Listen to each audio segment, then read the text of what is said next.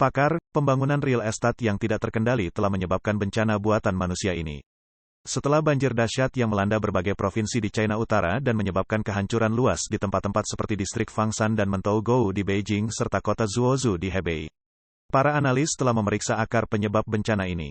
Di antara temuan tersebut, salah satu keprihatinan signifikan yang disorot oleh para ahli adalah pertumbuhan berlebihan sektor real estate di daratan yang diakui sebagai salah satu faktor penyebab bencana ini.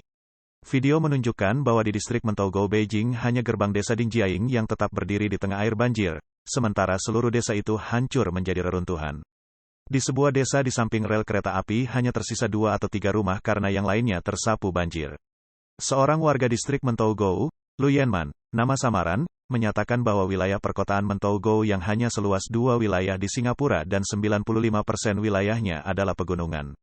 Orang-orang yang tinggal di lereng gunung telah membangun rumah di sana dan terdapat 3 waduk yaitu Waduk Guanting, Waduk Longtan dan Waduk Sanjiding.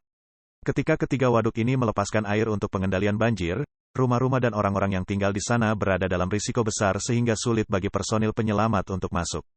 Lu Yanman percaya bahwa bencana parah di Mentougou terkait dengan pembangunan real estate yang berlebihan.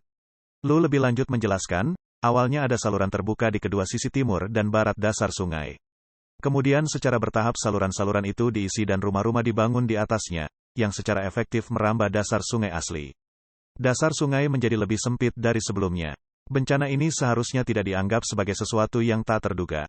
Dr. Wang Weiluo, ahli konservasi air, perlindungan lingkungan, dan studi ekologi yang tinggal di Jerman, menyatakan bahwa air akan mengalir dan tidak ada yang bisa menghentikannya. Lause mengatakan air itu lembut dan kuat. Air sangat lemah tetapi juga sangat kuat.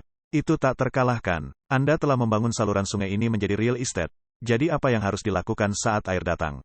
Anda harus memberi jalan keluar bagi air. Dan jika tidak memberikan jalan keluar bagi air juga tidak akan memberi Anda jalan keluar. Alasan kedua adalah mekanisme pengelolaan waduk PKC. Pada video pertama yang diposting oleh akun Twitter, Teacherly is not your teacher, mengkonfirmasi upaya pemerintah untuk menggali lubang di tepi barat sungai Baigo di desa Sisuang Baoding. Warga desa menentang dan pemerintah akhirnya mundur. Kemudian meskipun ada perlawanan lebih lanjut, pemerintah secara paksa menggali celah yang menyebabkan banjir di banyak kota dan mempengaruhi ribuan orang. Air banjir yang terperangkap membantu mengurangi tekanan ke arah Yinchuan di tepi timur sungai Baigo dan hilir Baiyangdin, di mana daerah baru Xiongwan berada. Dr. Wang mengatakan, tujuan utamanya adalah untuk melindungi Xiongwan, tetapi air berasal dari Beijing. Jika mereka mengosongkan waduk sedikit lebih banyak sebelum hujan lebat datang, mereka mungkin bisa menghindari situasi ini. Mereka seharusnya mengeluarkan air dari waduk untuk mengantisipasi kemungkinan kejadian pada tanggal 28. Namun di China mekanisme ini tidak memungkinkan karena air di waduk merupakan sumber pendapatan. Jika mereka melepasnya sekarang dan hujan lebat tidak datang, mereka akan bertindak berdasarkan kemungkinan, bukan kepastian.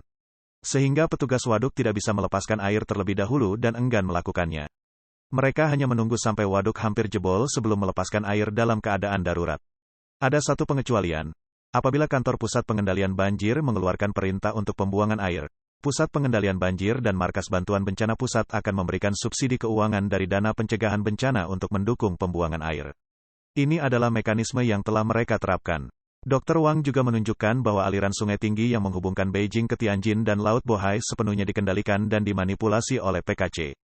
Saat ini diskusi terkait topik ini dan tanggapan ahli terkait pelepasan air banjir dari Hebei dan Tianjin untuk melindungi Beijing telah disensor di Weibo.